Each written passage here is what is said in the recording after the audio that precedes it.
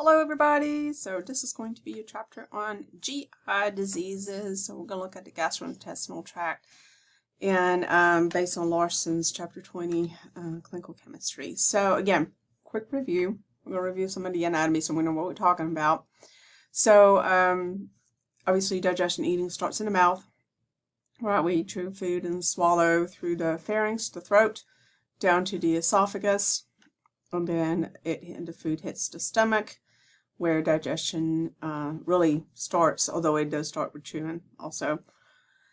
Then it's going to leave the stomach and enter the small intestine, and the first part is going to be the duodenum. In this section, the duodenum section, the liver with the gallbladder and the pancreas are going to add secretions to help for digestion. We are going to cover the liver and the pancreas in their own chapters. Just right now, for this chapter, we're going to focus on everything that goes on here through the alimentary canal.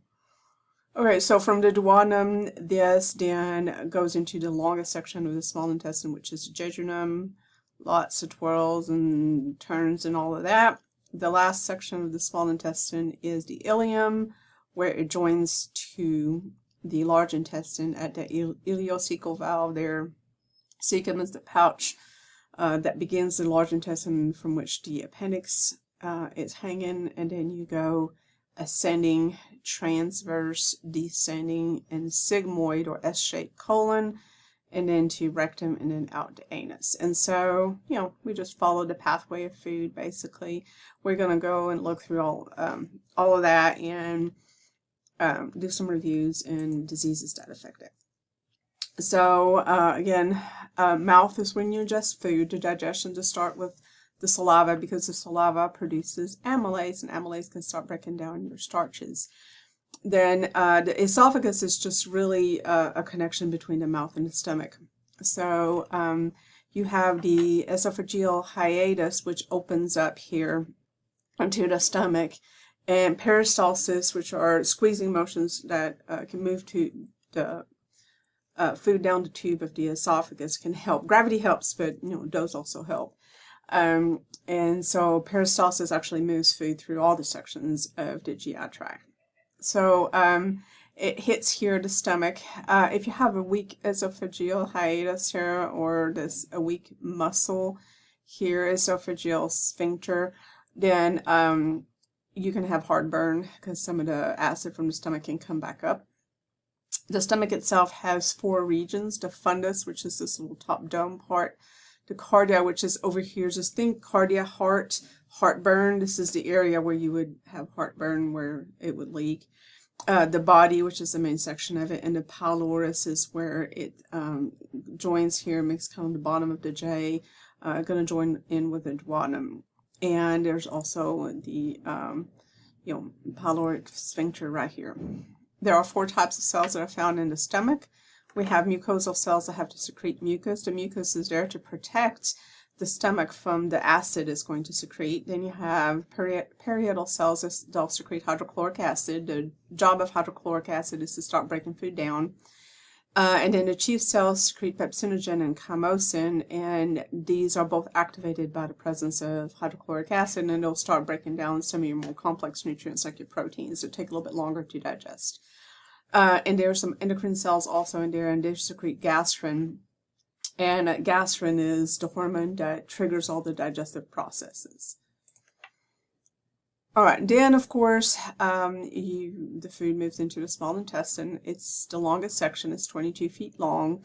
It has a greater surface area too. If you actually spread out the small intestine, which is kind of weird to think about, but it would be about 500 square feet. So about the size of a tennis court.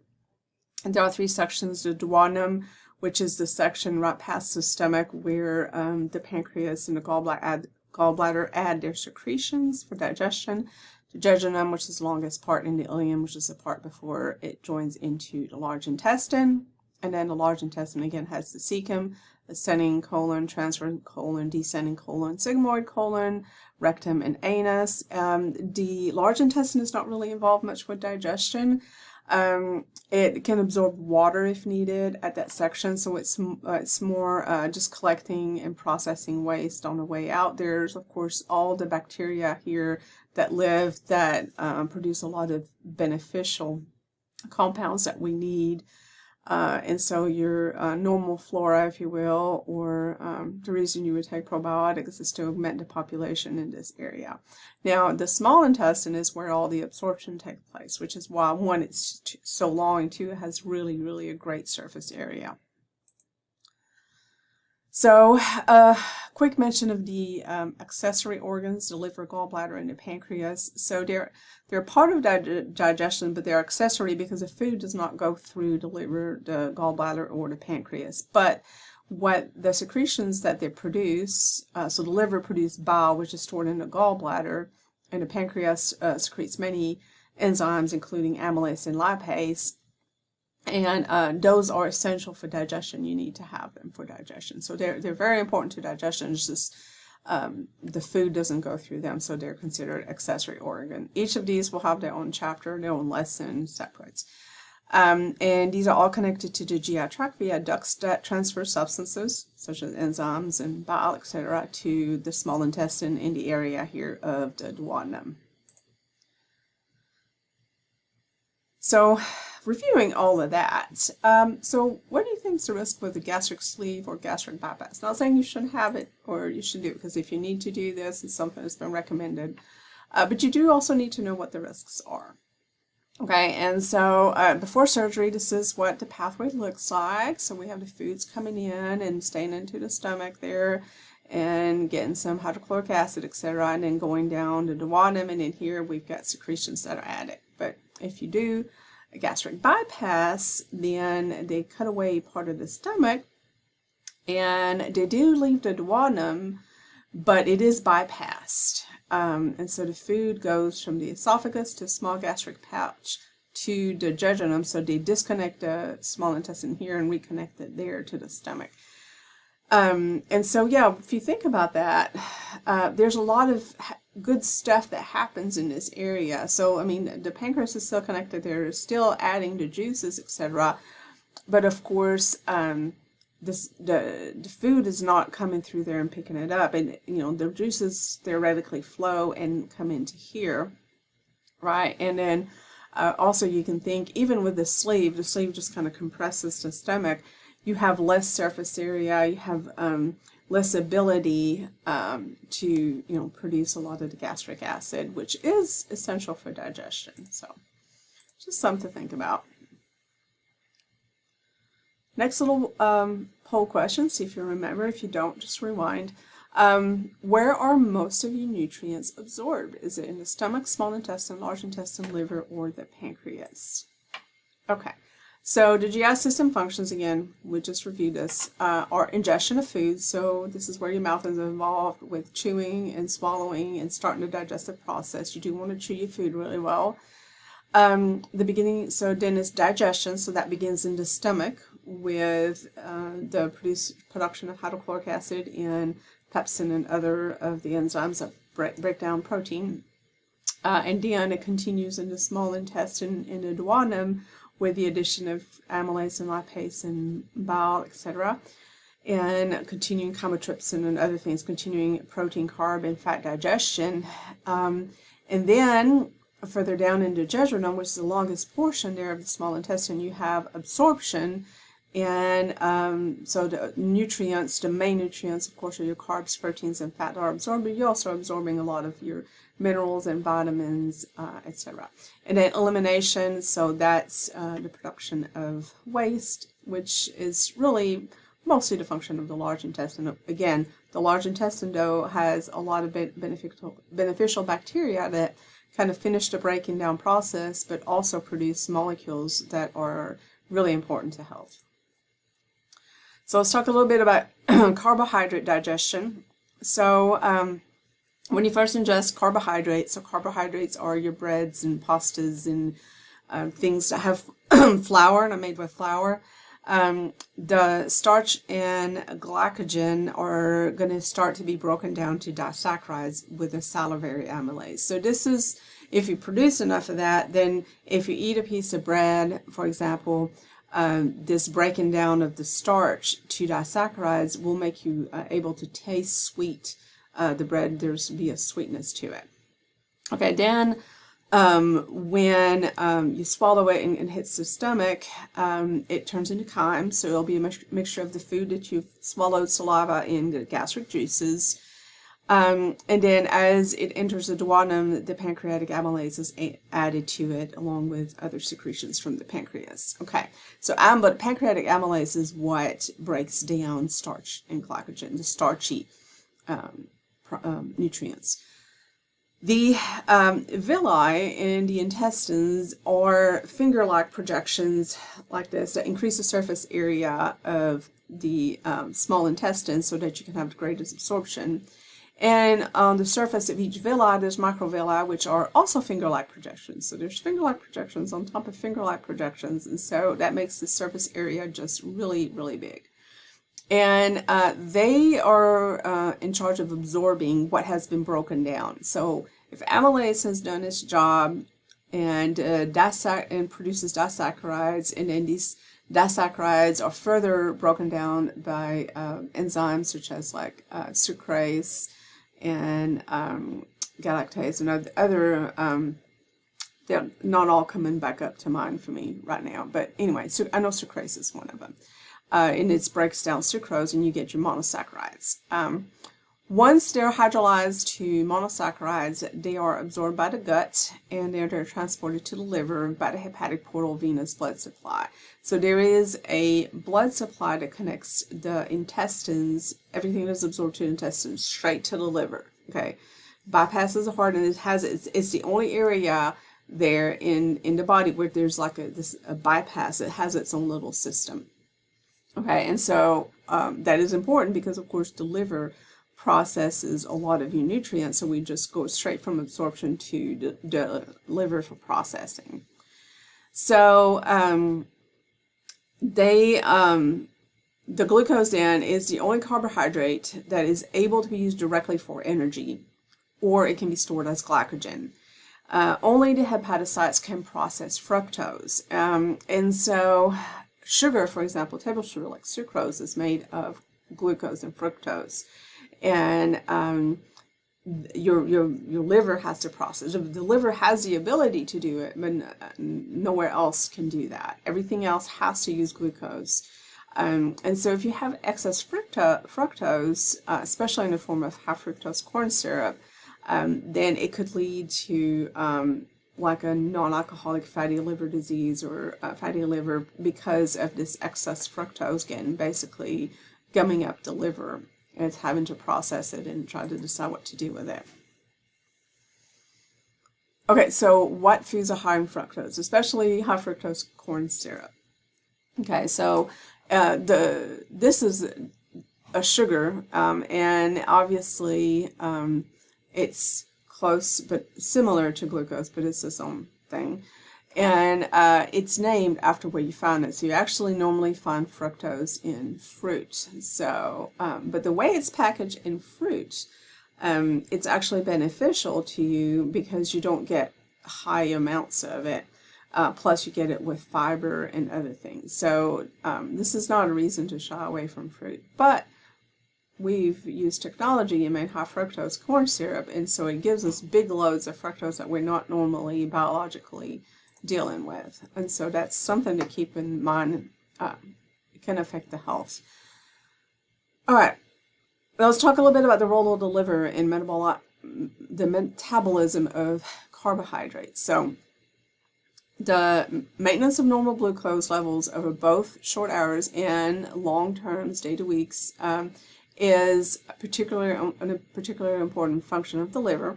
So any excess glucose that enters the blood after a meal is going to be rapidly taken up by the liver and then sequestered as glycogen. So your glycogen stores are meant to keep your blood sugar stable when you are in a time when you're not eating it, like overnight when you're sleeping, or if you're fasting, or if you're skipping a meal. And so you can store enough glycogen in there to maintain your blood sugar for quite a few hours. Your muscles can also store up, excess glucose as glycogen, but the only way to release it is to use the muscles. So it's really not used, and the muscle glycogen is not used to maintain blood sugar. So the process is that glycogen gets converted to glucose through glycogenolysis when blood glucose is low, so overnight when you're sleeping or if you're skipping a meal or two. And then when someone eats, it processes glucose into glycogen.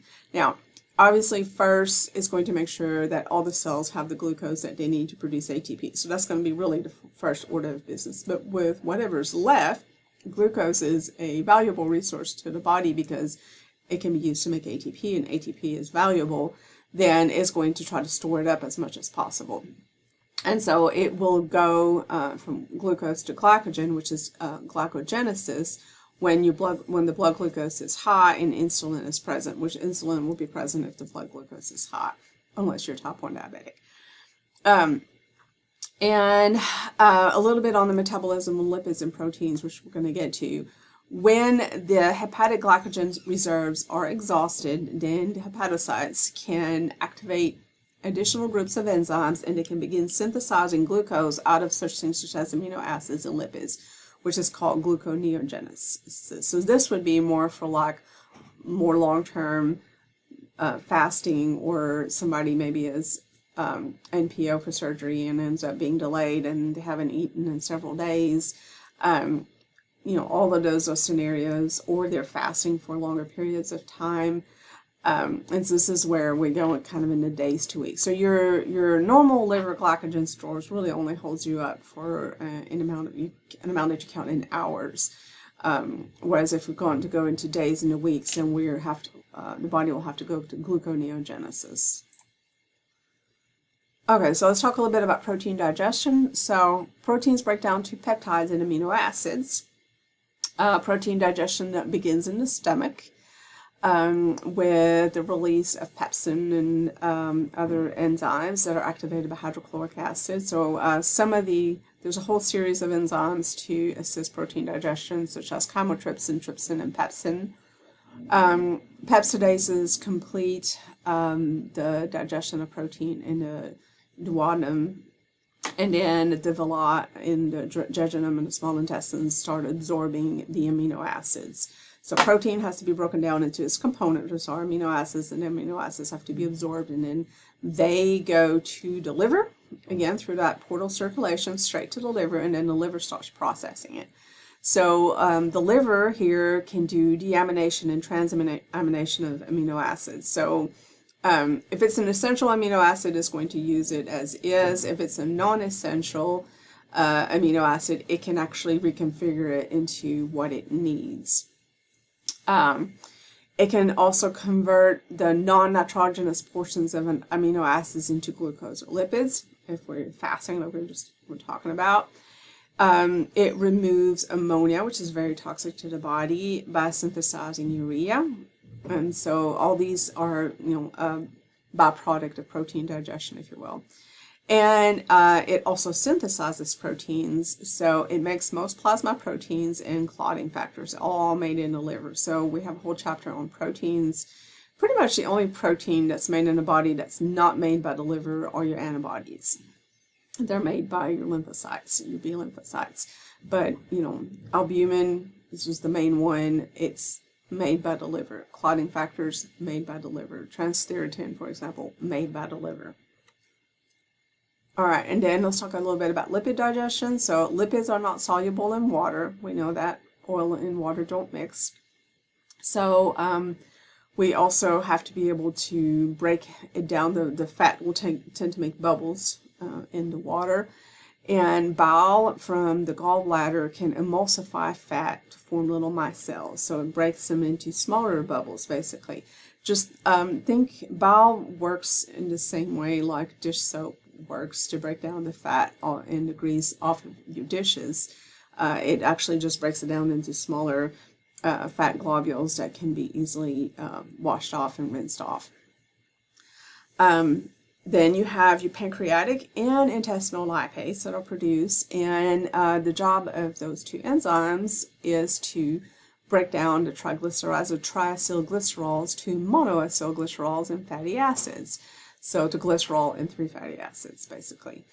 And so the liver breaks down many more fatty acids than hepatocytes needs, and so therefore is going to export large quantities of acetoacetate into the blood, where it can be picked up and readily metabolized by other tissues. There are some tissues that will metabolize fat pretty well. The liver is the major site for converting excess carbohydrates and proteins into fatty acids and triglyceride, which is then, of course, exported and stored in adipose tissue. So why does the body do that? Is because all of those are valuable resources, and if anything, again, if you can store it as fat, then fat can later be made into energy, and so it's a survival mechanism. Your body just likes to hoard anything that can be used to produce energy. All right, so this is a little quick review exercise for those of you guys that are on the Nearpod. Let's look at a case. So this is Sarah's case. She reports abdominal pain, especially in the middle of the night. She has a loss of appetite. An endoscopy is done of the stomach and the duodenum, and it reveals lesions in her stomach. A biopsy is obtained, and urease test is performed with positive results. What is her diagnosis? What causes it? And what's the mechanism of ulcer formation? So what do you think she has? I'm going to give you some choices. So, does she have GERD, which is basically heartburn?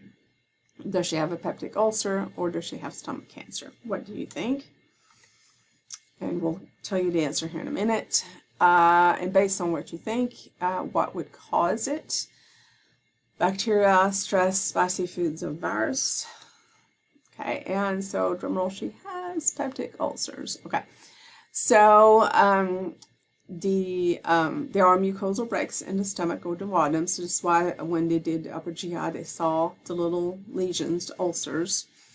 The main cause is a bacteria called Helicobacter pylori. So it has a bacterial cause.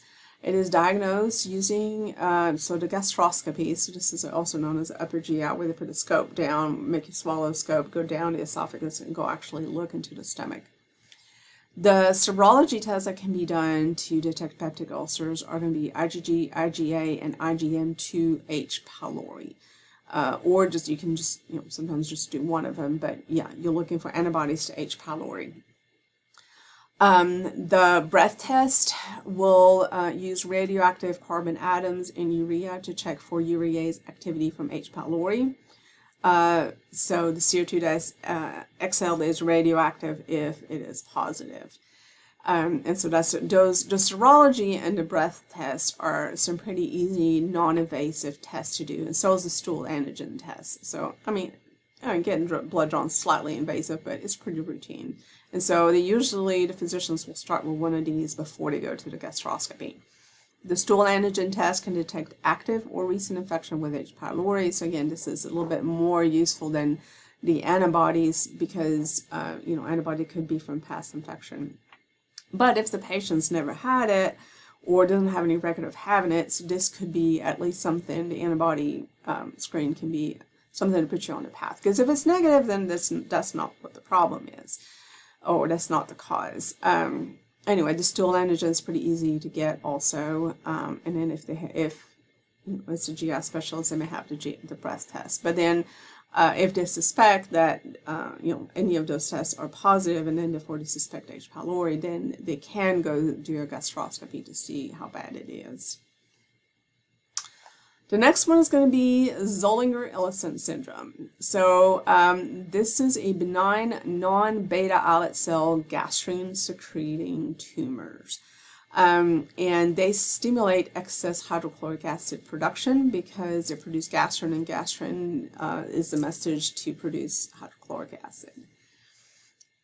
And the symptoms are going to be peptic ulcer, gastric hypersecretion, and diarrhea and steatorrhea. So, this patient, Sarah, could also have Zollinger-Ellison syndrome. So, she would have to have diarrhea and steatorrhea also. Steatorrhea is a really loose, fatty, malodorous stool. It's stinky, fatty, diarrhea, greasy gut diarrhea. The diagnostic tests for Zollinger-Ellison syndrome are going to be gastrin levels. The patient must come in fasting for 12 hours, so fasting overnight prior to the test, and then the gastrin levels are drawn, and it can be as high as 10 times the reference range if the patient has Zollinger-Ellison syndrome. Another type of gastrin test used is one where the patient is given secretin and multiple gastrin levels are drawn at timed intervals. A little bit more invasive, more sticking and stuff. So this fasting and then draw it is a pretty straightforward way to do it. So a little bit about diarrhea. We've probably all experienced this. So diarrhea is loose, watery, frequent stools. Acute diarrhea is short-lived and self-limiting, usually due to infectious agents or things like food poisoning, or some certain toxins can do that from food poisoning. And so they usually get over it. Even if it's a viral one, it's usually pretty short-lived. Chronic diarrhea then is where it just keeps going. And so patients with chronic diarrhea have been suffering with diarrhea for weeks to months. Obviously, some of the complications of chronic diarrhea could be dehydration because you're constantly losing so much fluids, and low potassium levels. Causes of chronic diarrhea can be all kinds of things. So there's a lot of, ferreting out what the cause is involved here. It can be ulcerative colitis, Crohn's disease, IBD, celiac. It could be malabsorption syndrome, food intolerances or food allergies, chemotherapy and radiation therapy. Well, a patient would know if they're on chemo or radiation. So, from then on, you have to start doing some tests to figure out what else is going on. So usually the lab tests that are done for diarrhea are going to be a stool culture, maybe an ovarine parasite, and some of the immunoassays for infectious agents that can rule out infection. Because it can be some infections, if they're not caught, can persist for a month. For example, if a patient had Georgia lamblia and it was, they didn't do an OAP right away, they could have diarrhea for a while until they figure it out. And then the fecal fat, either qualitative, quantitative, is going to be used to assist in the diagnosis of malabsorption or maldigestion. And so this is where you're going to have some of the celiac and some of the other irritable bowel type disorders where they're just, the bowels are inflamed, and that's interfering with the absorption and digestion.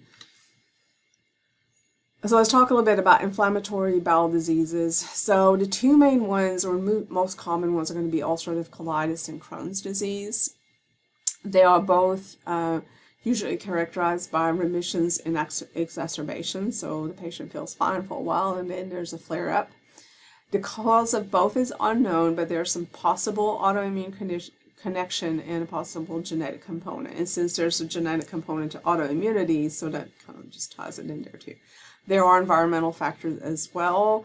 Could be diet related, could be also related to other chemicals that we're exposed to. The diagnostic test, definitely do a CBC, check for infection, and a fecal examination for white cells to see if they're white cells. There's an IBD panel that includes the ANCA assay, the myeloperoxidase antibody test, the proteinase 3 antibody test, and the Saccharomyces cerevisiae IgG and IgA antibody test.